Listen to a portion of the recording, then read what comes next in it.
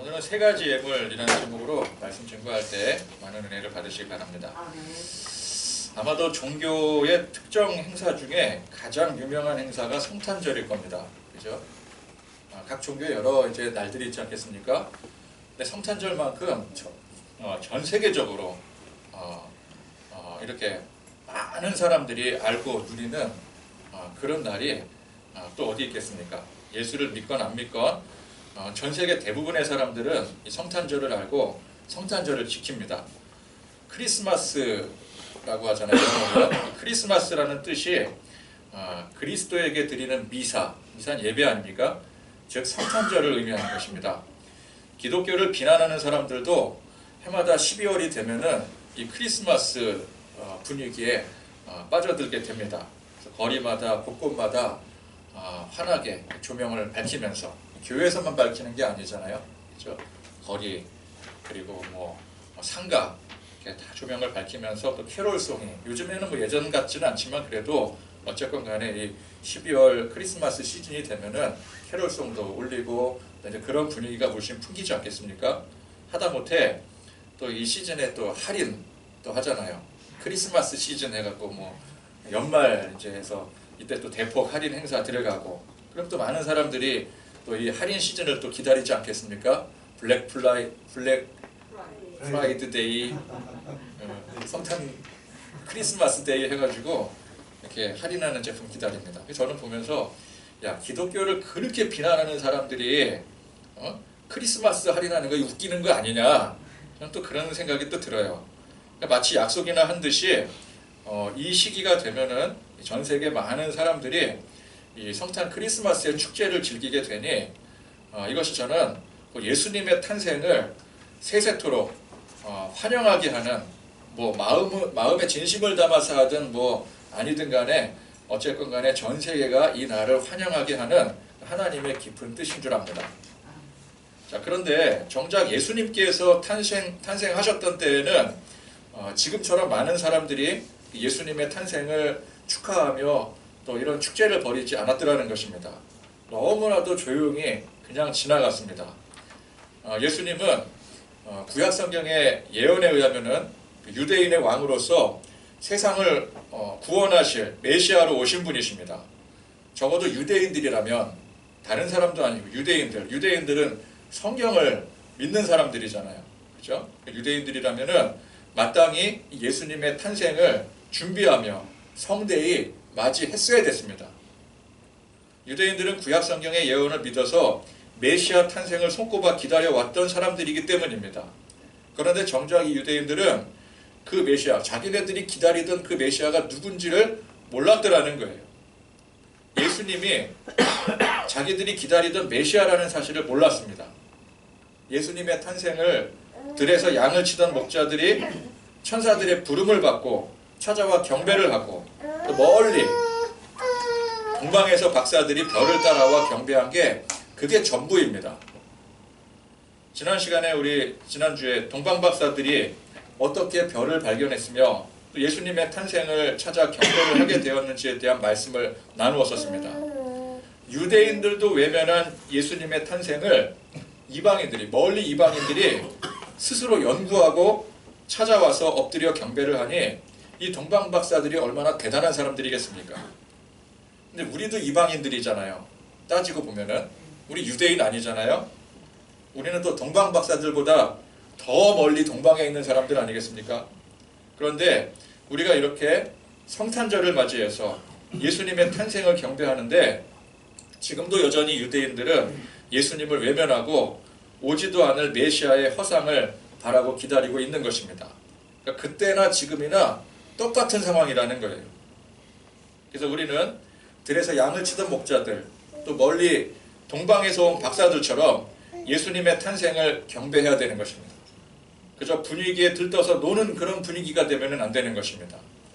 많은 사람들이 이 날을 크리스마스, 성탄절이라고 알고 지키지만, 그 많은 사람들은 오늘 유대인들처럼 예수님을 영접하지 않고 예수님이 없는 자기들만의 축제를 즐기고 살아가고 있습니다.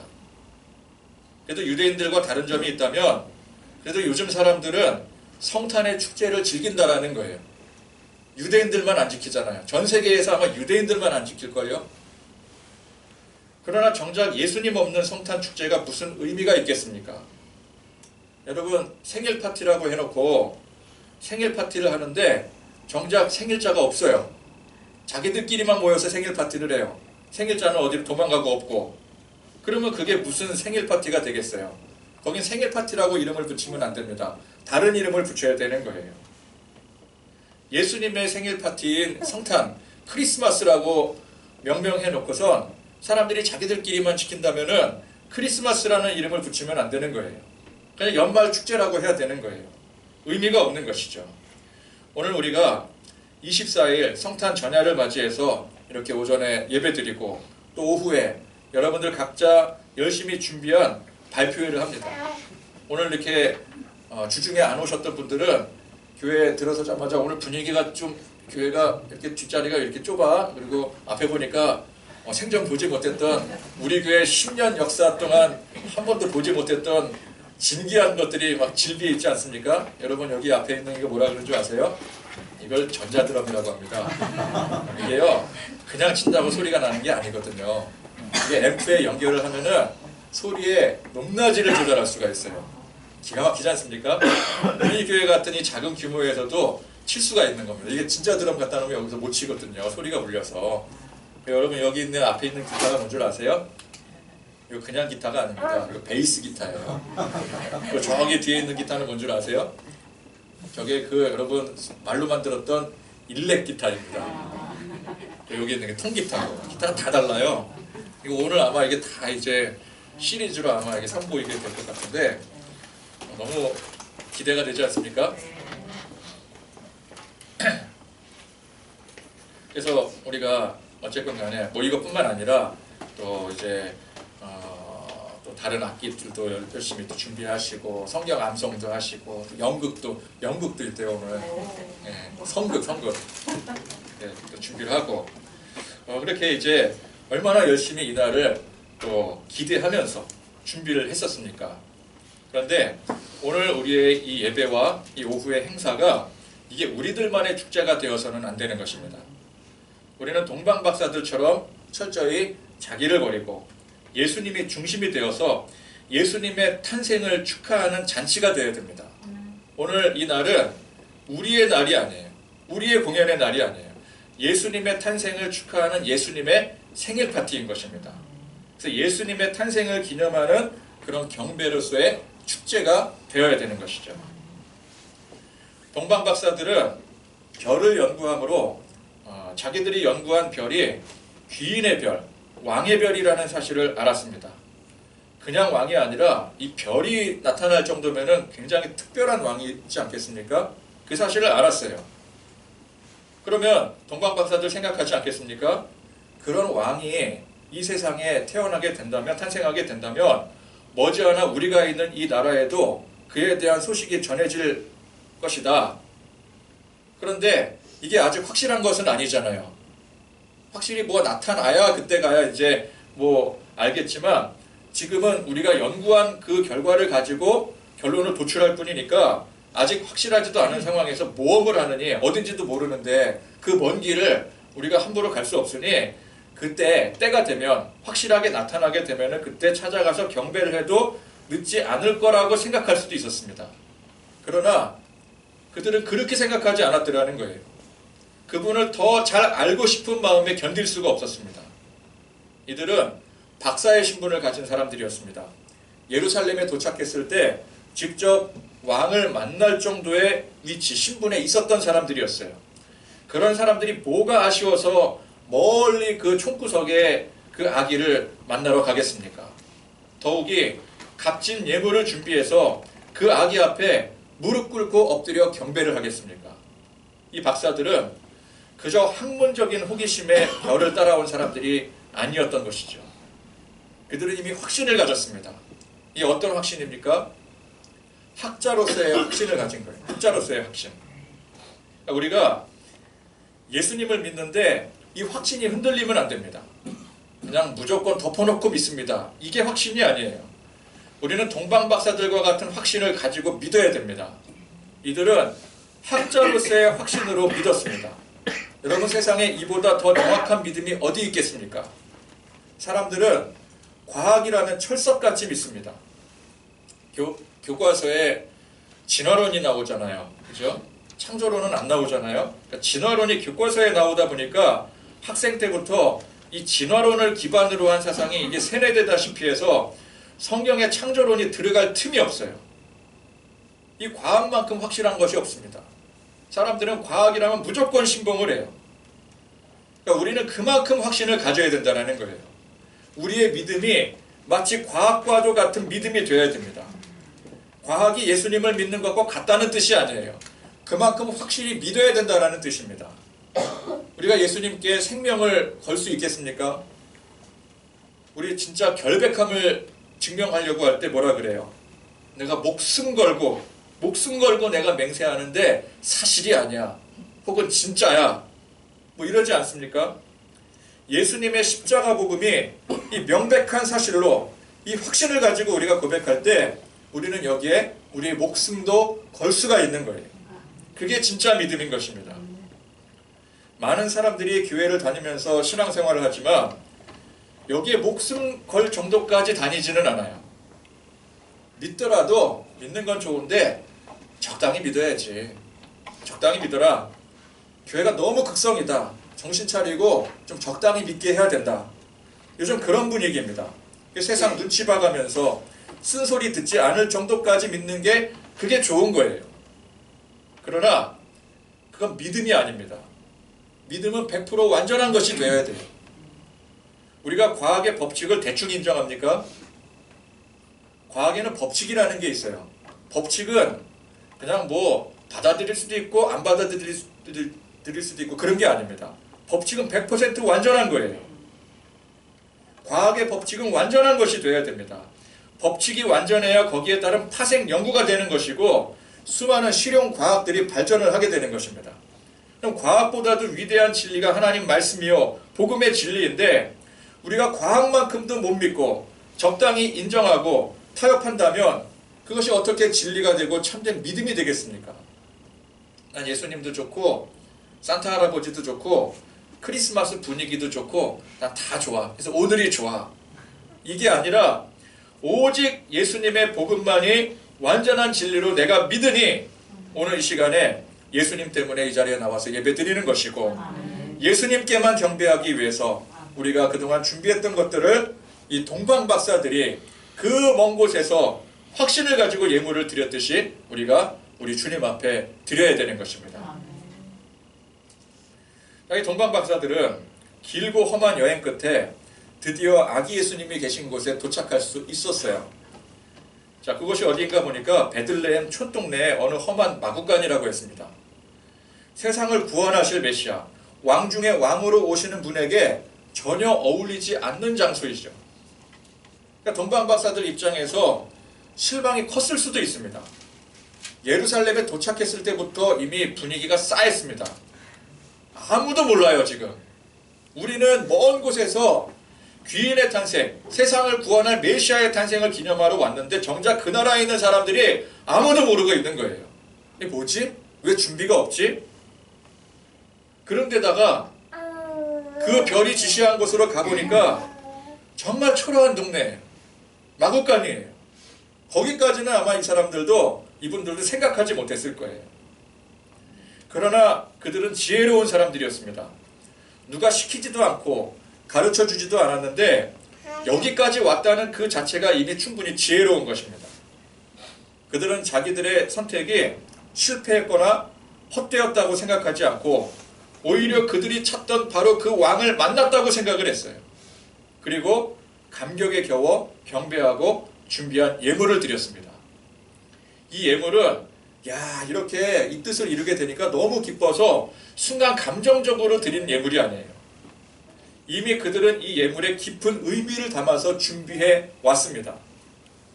이들의 예물은 왕을 아련하기 위해 경의를 표할 때 드리는 것들이었어요. 황금과 유향과 몰약, 이 세 가지 예물이었습니다. 이는 각각 황금은 왕을 상징하는 예물이고 유향과 몰약은 굉장히 값진 일종의 향수 역할을 하는 예물입니다. 지금이야 뭐 아무나 쉽게 향수 뿌리지만 그 당시에는 아무나 뿌리겠습니까? 아무나 가질 수 없는 매우 귀한 값진 물건이었었어요. 그러니 이들은 애초에 왕을 아련하기 위해서, 경배하기 위해서 이 값진 예물을 준비했던 것이었습니다. 여러분, 꼭 비싸다고 귀한 것은 아닙니다. 우리가 동방박사들의 행위를 통해서 감동받는 포인트가 무엇입니까? 야, 비싼 예물을 드렸다. 여기에 감동받습니까? 그게 아니죠. 아무도 알아주지 않는 율법 성경 말씀을 그렇게 생명처럼 여기는 유대인들조차도 자기들의 왕, 메시아의 탄생을 전혀 준비하지 않는 이 상황에 멀리서 그 별을 찾아서 보고 그 길을 떠나 이곳에 도착한 그 정성, 그 마음의 중심, 그것이 우리 동방박사들을 통해 얻는 그 감동 포인트 아니겠습니까? 우리가 예수님을 정말 생명을 다해 완전한 믿음으로 섬긴다면 우리가 하는 헌신, 희생, 그 어떤 것도 준비 없이 대충 드리는 것이 되면 안 되는 거예요. 마음의 중심, 이것이 중요한 것입니다. 하나님 앞에 드리는 헌금이 교회 나오니까 의뢰인이 내는 요금 정도. 저는 그래서 헌금을 의미 없는 헌금은 그냥 요금이라고 표현을 해요. 요금. 교회 오니까 내는 요금. 버스를 타야 되니까 내는 요금. 그런 식으로. 혹은 나 복을 받기 위해 투자하는 형식. 그렇게 드려지는 것이 하나님 앞에 드리는 예물이 아닌 것입니다. 아무리 많은 돈을 헌금을 해도 그런 마음이라면 하나님은 결코 받지 않으세요. 예전에 이제 교회 섬기던 어르신들은 우리 옛날에 그러지 않았겠습니까?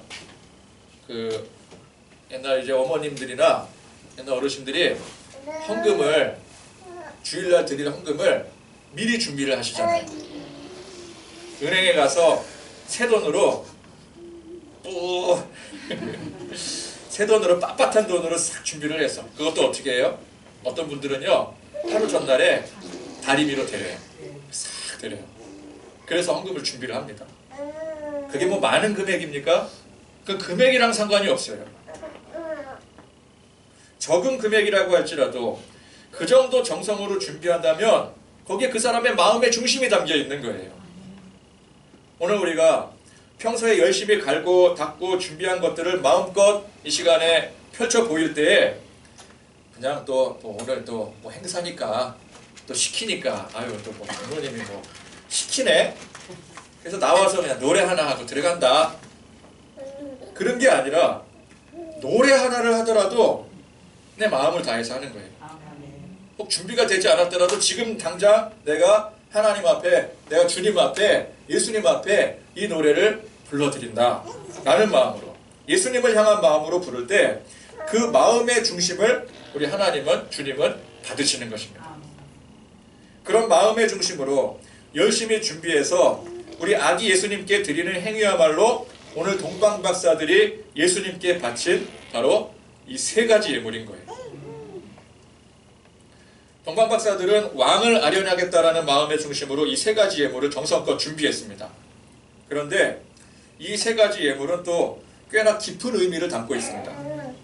앞서 말씀드린 바와 같이 이 예물들은 그 시대에 굉장히 귀한 고가의 상품들이었어요. 황금, 지금도 뭐 황금은 최고 아니겠습니까? 유향은 올리브 나무에서 추출하는 것인데 최상품을 추출을 합니다. 이 최상품을 추출하기까지는 거기에 굉장히 많은 노력이 든다고 해요. 지금도 최고급 향수는 굉장히 비싼 사치품인데 그 시대에는 뭐 말할 것도 없겠죠. 몰약은 유향처럼 향을 내는 용도로 쓰이기도 하지만 이게 또 통증을 없애거나 방부제 역할로도 쓰입니다. 특히 시체를 오래 보존하기 위해서 이 몰약이 사용이 되어졌습니다. 이 세 가지가 앞서 왕에게 드리는 선물의 용도이니만큼 극상품으로 준비된 예물이라는 의미와 더불어서 이 세 가지는 각각이 예수님을 상징하는 의미를 담고 있어요. 먼저 황금은 예로부터 왕을 상징합니다. 그러니까 중국에도 황제의 의관이 황금색이었지 않겠습니까? 황의. 그래서 아무리 돈 있고 권력이 있다고 해서 황금색 의관을 아무나 입을 수가 없는 거예요. 왜? 이 색깔은 오직 황제만을 상징하기 때문에. 베들레헴 촌동네 마구간에서 태어난 예수님을 왕으로 알고 섬기는 것은 상당히 무리수가 있습니다. 그러나 동방박사들은 애초에 출신 배경이라든지 어떤 부모의 경제력이라든지 또는 사회적 위치, 그런 것도 전혀 일체 보지 않았습니다. 그들은 무엇을 봤어요? 별을 봤어요. 별. 이 별 자체가 왕을 상징하는 것입니다. 메시아를 유대인의 왕이라고 했어요. 그래서 유대인들은 장차 메시아가 오시면 우리들의 왕이 되어서 통치해 줄 것이라고 생각을 했습니다. 그렇기 때문에 유대인들이 생각할 때 우리의 메시아로 오실 분은 적어도 출신이 어때야 돼요? 출신이 후지면 안 돼. 왜? 우리를 통치하실 왕으로 오실 분이기 때문에. 적어도 유다지파, 성경이 유다지파의 후손으로 오실 걸 예언하고 있었기 때문에 유다지파의 왕의 후손 정도, 아니면 사회적으로 그 위치에 어울리는 가문에서 태어날 것이라고 생각을 하지, 저 베들레헴에 전혀 특별하지 않는 요셉과 같은 그런 가정에서 태어날 것이라고는 꿈에도 생각하지 못하는 거예요. 실제로 예수님은 왕으로 오셨습니다. 그런데 유대인의 왕이 아니라 온 세상의 왕으로 오셨어요.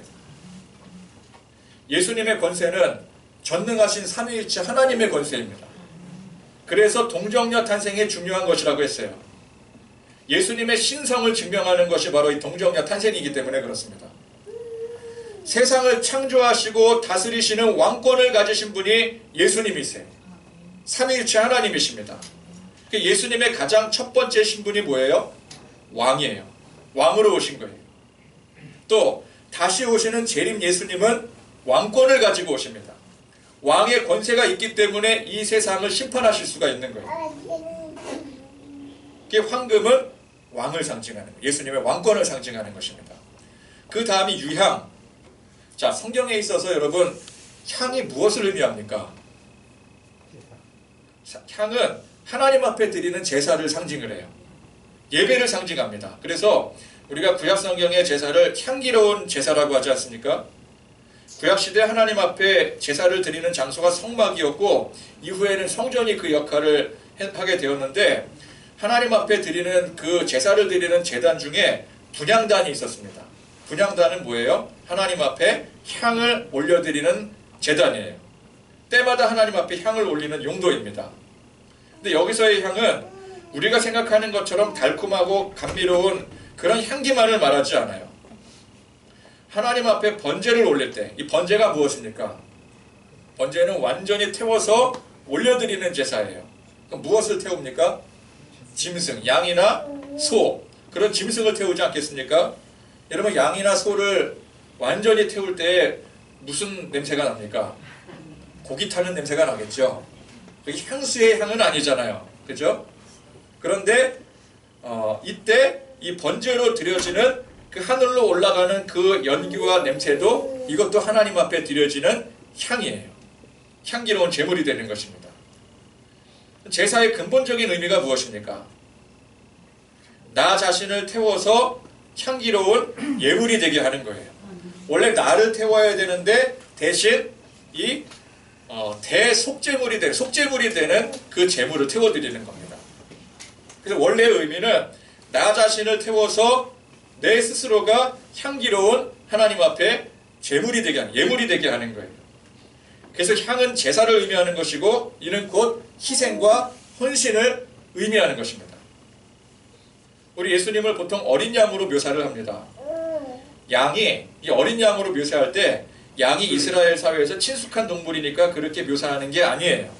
어린 양은 하나님 앞에 번제로 드려지는 제물이었어요. 예수님께서 번제의 향기로운 제물이 되어서 십자가에 드려지신 것입니다. 또 왜 왕으로 오신 예수님께서 어린 양의 제물이 되어 십자가에 드려지게 됩니까? 또 왜 그런 겁니까? 우리의 죄 때문에 그런 거예요.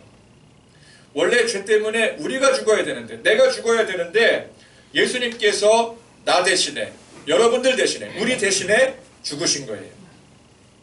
그래서 예수님의 직책이 뭐예요? 왕이자 두 번째는 제사장인 것입니다. 제사장의 역할이 무엇입니까? 백성들을 대표해서 하나님 앞에 제사를 드리는 역할을 하는 게 제사장이에요. 백성을 대표해서 향기로운 제물을 올려드리는 역할을 하는 게 제사장입니다. 예수님은 스스로 그 역할을 하신 거예요. 그래서 예수님이 참된 제사장이요 완전한 제사장이 되시는 것입니다. 그러니까 동방박사들이 드린 이 유향에는 바로 그런 의미가 담겨 있는 것입니다. 제사장으로서의 예수님, 우리를 대신해서 향기로운 제물로 올려주실 십자가 희생을 의미하는 거예요. 마지막으로 몰약. 자, 앞서서 몰약은 시체에 쓰는 방부제 역할을 한다고 했습니다. 이는 유향과 그 의미가 연계가 되는 것입니다. 완전한 제사장직으로서의 예수님은 우리의 모든 죄를 짊어지시고 십자가를 지시게 됩니다. 십자가에 피 흘려 돌아가시고 3일 만에 부활하시는데 이 과정을 상징하는 게 바로 이 몰약이에요. 그러니 동방박사들이 아기 예수님께 3가지 예물을 드릴 때 황금과 유향까지는 이해가 되는데 이 몰약은 웬 말인가? 새 생명이 태어난 자리에 죽음을 상징하는 이 상스러운 물건을 선물로 드릴 수 있는 것인가? 그러나 십자가의 죽으심과 부활을 상징하는 것이니 비로소 이게 이해가 되는 것이죠. 자, 이 동방박사들은 왕을 아련하는 마음가짐으로 이 3가지 예물을 정성껏 준비해서 드렸습니다. 그런데 그들이 그 진정한 의미를 알고 드린 것은 아니었었어요. 이들이 예수님의 제사장직과 또 십자가 희생까지 그걸 다 생각해서 준비를 했겠습니까? 그들은 자기들 생각에 최상의 예물을 왕에게 드리듯이 준비해서 그렇게 드리는데 여기에 성령님의 감동으로 중요한 의미를 담게 하신 거예요. 예수님 탄생 사건에 있어서 길이길이 기억되는 이 동방박사들의 방문에 성령님께서 이 3가지 예물에 예수님에 대한 깊은 의미를 담게 하신 것입니다. 그 세상에서 가장 의미 있고 값진 예물이 되게 하신 거예요. 오늘 우리가 예수님께 나와서 각종 예물을 드리고 또 여러 가지 준비한 특기들을 선보이는데 이게 단지 돈 얼마, 공연의 일부가 될 수도 있겠지만 우리가 예수님의 탄생을 기억하고 기념하여 마음의 중심으로 경배하고자 할 때 우리 성령님께서 우리 마음의 중심을 보시고 그걸 기쁘게 받아주실 때 우리가 드리는 것들이 비로소 의미가 있고 값진 예물이 될 수가 있는 것입니다. 그러니까 우리가 준비해서 드린 것 이상으로 우리 하나님은 받아주시는 거예요. 근데 그걸 우리가 뭘 제대로 알고 드리는 거는 아니잖아요, 항상. 그저 감사한 마음, 그냥 섬기고 희생하고자 하는 마음으로 내가 뭘 할 수 있는가? 그래서 내가 할 수 있는 것으로 최선을 다해서 드리는데 우리 주님은 그것을 몇 배, 몇십 배 이상의 것으로 받아주시는 거예요. 동방박사들이 그 진정한 의미를 알고 드린 것은 아니었지만 하나님께서 그 의미를 부여해서 받아주신 것이었습니다. 그래서 우리는 순수한 마음, 진실된 마음으로 하나님 앞에 드릴 줄 알아야 되는 거예요. 우리가 무슨 의도를 가지고 무슨 계산을 가지고 드려도 그건 다 소용없는 일이 됩니다. 모르고 드리는 것도 큰 의미를 담아서 받으시는 주님께서 우리가 어떤 사적인 의미를 가지고 드리는 것의 그 중심을 꿰뚫어 보시는 게 너무나도 당연한 일 아니겠습니까? 그러니까 우리는 자꾸 뭘 의미를 부여하려고 하지 말고 우리가 뭘 요구하고 그래서 그걸로 인해서 내게 얻을 유익을 생각하지 마시고 우리 하나님 앞에, 우리 주님 앞에 그저 기뻐하는 마음으로 이 동방박사들의 마음으로 그렇게 드리고 헌신하고 희생하실 수 있기를 바랍니다. 우리 지난 시간과 오늘 이 시간에 동방박사들에 대해서 말씀을 나누었습니다. 어디선가 갑자기 등장해서 소리 소문도 없이 사라진 이 동방박사들. 그래서 우리는 동방박사들의 이름도 모르고요. 솔직히 몇 사람인지도 몰라요. 그렇지만 이들의 이 행적은 온 세상에 예수님 오실 때까지 널리 전해지게 되는 것입니다. 선한 마음의 중심으로 예수님을 경배하고 섬기고자 할 때에 하나님께서 그 가운데 역사를 만들어내시는 거예요. 동방박사들이 자기들 스스로 유명해지려고 뭘 의도한 게 아니었고 뭘 제대로 알고 드린 것도 아니었는데 하나님께서는 이들을 온 세상에 예수님 탄생을 알리는 메신저로 세우시고 지금까지도 이 동방박사들은 기억이 되잖아요. 그죠? 또 그들의 헌신과 드린 그 예물에 영적인 깊은 의미를 담아주셨습니다. 오늘 우리가 예배하고 섬기는 대상은 예수님이십니다. 아멘. 나를 위해 십자가를 친히 지시고 부활하신 예수님, 이 거룩한 사명을 위해 낮고 천한 인간의 몸으로 친히 오신 예수님을 우리는 진실로 굳게 믿습니다. 아멘. 그 믿음으로 오늘 이 동방박사들처럼 섬기고 또 드릴 줄 아는 그런 저와 여러분들이 되실 수 있기를 간절히 축원드립니다. 아멘.